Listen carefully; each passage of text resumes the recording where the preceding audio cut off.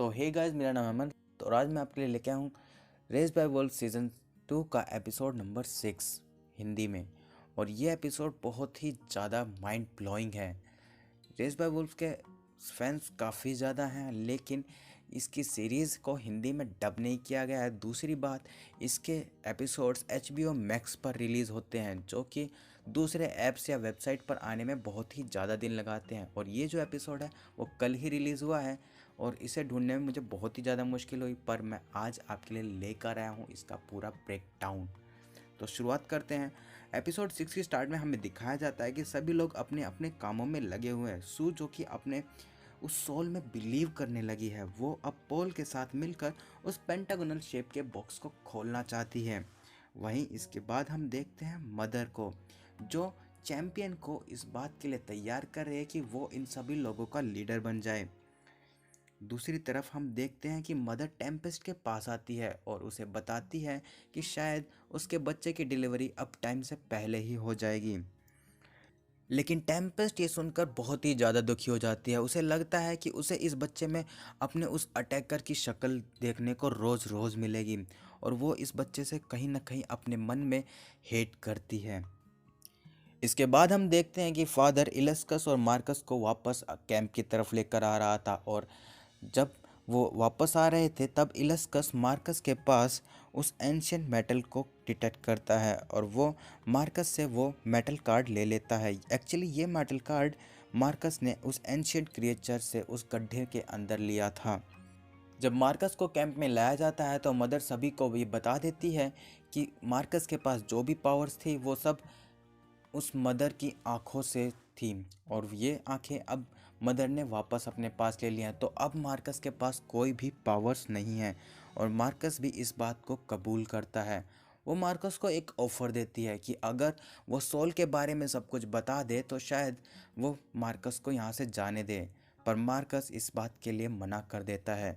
इसके बाद हम देखते हैं कि इलस्कस जो मदर के पास आता है और वो इस बात से बिल्कुल भी खुश नहीं था कि मदर मार्कस को आज़ाद कर दे। वो मदर को बताता है कि अगर मार्कस आज़ाद हुआ तो वो मदर उसे बिल्कुल भी रोक नहीं पाएगी। तो मदर उससे एक नया प्रॉमिस करती है कि अगर वो फ्री हो जाता है तो मदर उसे नहीं रोकेगी। इसके बाद हमें इस बात से बिल्कुल क्लियर हो जाता है कि मदर अपने बच्चों को बचाने के लिए किसी भी हद तक जाने के लिए तैयार है। और इसका हमें इस बात से ही पता चलता है जब वो सू के पास मिलने के लिए जाती है। तो यहाँ सू मदर को एडवाइस करती है कि वो मार्कस को बिल्कुल भी नुकसान ना पहुँच, क्योंकि पॉल और मार्कस की बॉन्डिंग बहुत ही ज़्यादा अच्छी है। अगर मार्कस को कुछ भी होता है तो पॉल को बहुत ही ज़्यादा दुख होगा। यहाँ मदर मार्कस को इसलिए भी मारना चाहती है क्योंकि वो पॉल और बाकी सभी लोगों को ये दिखाना चाहती है कि सोल कभी भी अपने बिलीवर्स को प्रोटेक्ट नहीं करती है। लेकिन पॉल का मानना है कि वो एक प्रोफेट है और उसका मानना है कि मार्कस प्रोटेक्टेड है सोल से, इसलिए उस पर उस दिन बायो बॉम्ब का भी कोई असर नहीं हुआ था। वहीं हम दूसरी तरफ कैंपियन को देखते हैं, जिसको अब ये विश्वास है कि उसे उस दिन बचाने वाला कोई और नहीं बल्कि सोल ही थी, और वो अब पॉल की मदद करना चाहता है। पर भाई, तुम दोनों सिर्फ बच्चे हो, उस बैड एस मदर के सामने तुम क्या ही हो, और दूसरी बात, वो तुम्हारी माँ है बे। और इसके बाद कैंपियन अपने फादर के पास जाता है। फादर उसे बहुत सारे रीजंस देता है कि क्यों उसे मार्कस को आज़ाद नहीं करना चाहिए। और वहाँ कैंपियन फादर के बनाए हुए उस रोबोट को देखता है। उस रोबोट को देखते ही जब कैंपियन उससे हाथ लगाकर छूने की कोशिश करता है, तभी वो रोबोट एक ऑरेंज कलर की लाइट से ग्लो करने लगता है। और यहाँ कैंपियन को अब समझ में आता है कि उस दिन उसे बचाने वाली सोल नहीं थी बल्कि ये रोबोट ही थी। और तभी वहाँ पर मदर आ जाती है। मदर रोबोट को देखते ही फादर से पूछती है कि ये रोबोट आखिर कहाँ से आया। तभी फादर बताते हैं कि उसने खुद इस रोबोट को रिवाइव किया है। मदर कैंपियन को इस रोबोट से दूर रहने के लिए कहती है। वो कहती है कि ये डेंजरस भी तो हो सकता है, अभी हमें इसके पास नज़दीक नहीं जाना चाहिए। कैंपियन एक बार फिर उसे ग्रैंड मदर रोबोट कर बुलाता है और कहता है कि ये डेंजरस नहीं है। कैंपियन उस रोबोट को टच करने की कोशिश करता है, तभी वो फिर से एक बार फिर ऑरेंज कलर की लाइट से ग्लो करने लगती है। मदर को कुछ ठीक नहीं लगता और वो अपनी बैटल फॉर्म में आ जाती है और इसके बाद वहाँ पर एक घोर सन्नाटा छा जाता है और थोड़ी देर बाद वो रोबोट अपने आप फ्यूज़ होकर डाउन हो जाती है। इसके बाद हमें ऐसा लगता है कि मदर ने इस फीमेल रोबोट को ओवर पावर कर लिया है। यहाँ पर सब कुछ शांत होने के बाद ये कैंपियन को बाहर भेज देते हैं और वो अब इस रोबोट के ऊपर कुछ टेस्ट करना चाहते हैं, इसलिए ये दोनों इस रोबोट को लैब में ले जाते हैं। यहाँ ये लोग डिस्कवर करते हैं कि ये रोबोट बहुत ही ज़्यादा एडवांस्ड और कॉम्प्लेक्स है। जहाँ पर मदर का आर्म सिस्टम है, वहीं पर इस रोबोट में भी आर्म सिस्टम लगा हुआ है, बट अभी के लिए शायद ये आर्म सिस्टम वर्क नहीं कर रहा है। और यहीं पर फादर और मदर डिस्कवर करते हैं कि ये रोबोट इतना ज़्यादा एडवांस है कि अभी के लिए ये फादर और मदर इस रोबोट के सामने बस एक बच्चे की तरह हैं। और वहीं हम इसके बाद सू को देखते हैं, जो कि मार्कस के पास उसे मिलने के लिए आती है। वो उससे माफ़ी मांगती है कि उसने उसका बिलीव नहीं किया कि वो सोल सच में एग्जिस्ट करता है, पर लेकिन जब से ये सोल सू को भी इफ़ेक्ट करने लगी है, तब से सू को भी इस पर बिलीव होने लगा है और अब वो मार्कस का साथ देना चाहती है। इसके बाद हमें दिखाया जाता है कि सू और पॉल अब उस पेंटागोनल शेप के बॉक्स को लेकर बाहर आते हैं। वो इस बॉक्स को लेज़र की मदद से खोलने की कोशिश करते हैं और जैसे ही वो इस पर लेज़र बीम ट्राई करते हैं, तभी हम देखते हैं कि नंबर 7 यानी कि वो सरपेंट, जो कि बहुत ही ज़्यादा अग्रेसिव होने लगा था, उसे भी इस चीज़ से बहुत ही ज़्यादा फर्क पड़ रहा था।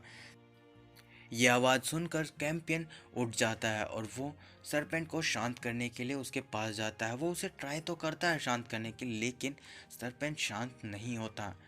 इसका एक अलार्म सिस्टम जो कि मदर के पास लगा हुआ था, उसे उसे वार्निंग पहुंच जाती है कि सरपेंट अग्रेसिव हो रहा है। इसके बाद मदर वहां पर आती है और वो सरपेंट को शांत करती है।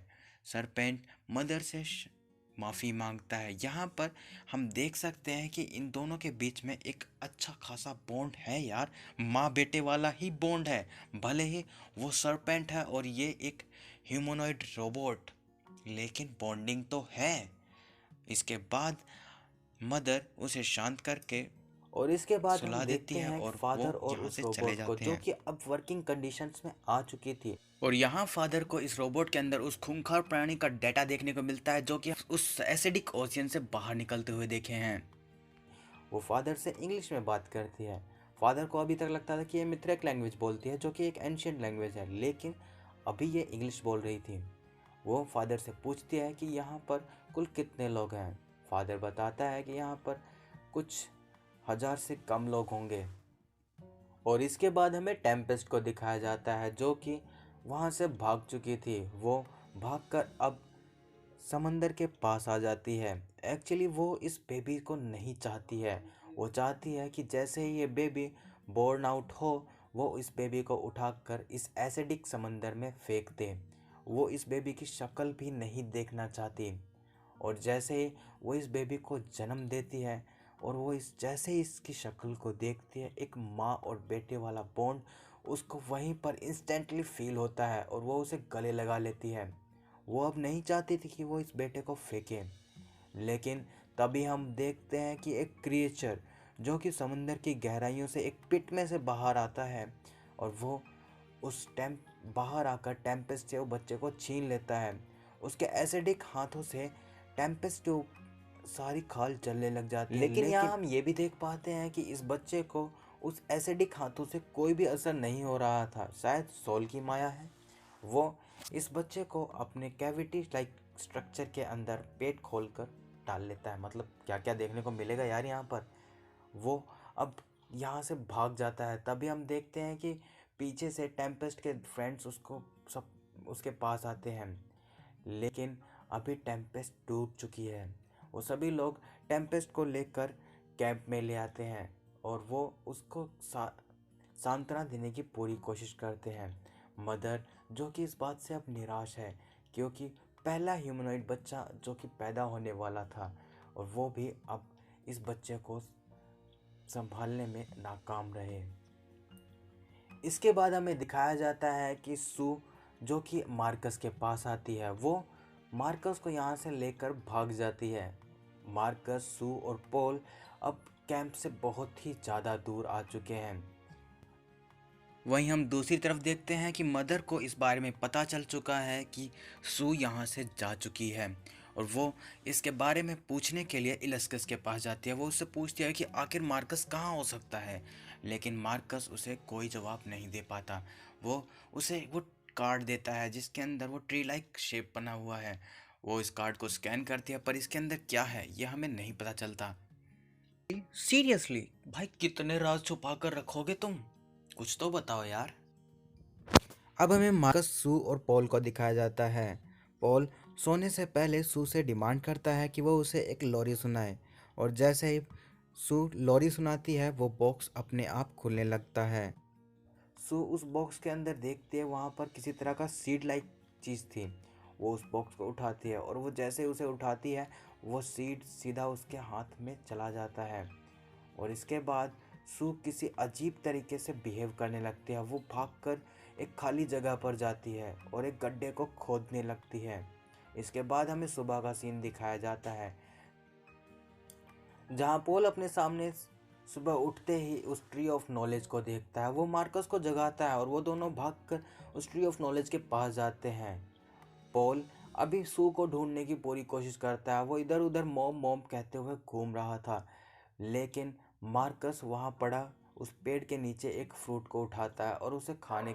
और इसके बाद हम देखते हैं कि वहाँ चारों तरफ से किसी तरह का मटेरियल उस पौधे के अंदर जा रहा था। मार्कस जैसे ही उस पौधे को टच करता है उसे वो हार्ट बीट फील होती है वहाँ पर, और यहाँ शायद हमें ऐसा लगता है कि सू ही उस पेड़ के अंदर कन्वर्ट हो चुकी है और अब मार्कस की आंखों में आंसू हैं। और यहाँ आकर ये एपिसोड नंबर 6 ख़त्म हो जाता है। रह जाते हैं तो बस कुछ सवाल और एक जवाब। एक जवाब जो हमें इस एपिसोड में देखने को मिला कि किस तरह से ट्री ऑफ नॉलेज का जन्म होगा। वहीं दूसरी तरफ कुछ सवाल जो कि आखिर वो क्रिएचर बाहर आकर उस बच्चे को क्यों ले गया, आखिर क्या करने वाले हैं वो इस नए बच्चे के साथ। दूसरी तरफ एक और सवाल कि सू उस ट्री के अंदर क्यों कन्वर्ट हुई और सू को मार्कस अभी भी फील कर सकता है, और मार्कस ने जिस चीज़ को फ्रूट समझकर खाया है आखिर इस चीज़ में है क्या, आखिर इसका इफ़ेक्ट क्या होने वाला है। दूसरी तरफ मदर ने जब इस कार्ड को स्कैन किया तो उसे क्या नॉलेज मिला। इन सभी सवालों के जवाब अभी तक अनसुलझे हैं। इस सीरीज़ में अभी तक एक्शन, थ्रिल और सस्पेंस बहुत ही ज़्यादा बाकी है। ये सीरीज़ का हर एक एपिसोड हमारे दिमाग में छोड़ जाता है तो बस कुछ सवाल और जवाब सिर्फ क्लूज़ के रूप में मिलता है। मेरी ये एक्सप्लेनेशन आपको कैसी लगी प्लीज़ कमेंट करके बताना। अगर वीडियो अच्छा लगा हो तो लाइक कर देना, चैनल को सब्सक्राइब कर देना ताकि अगली वीडियो मैं जब भी अपलोड करूं तो आपको नोटिफिकेशन मिल जाए।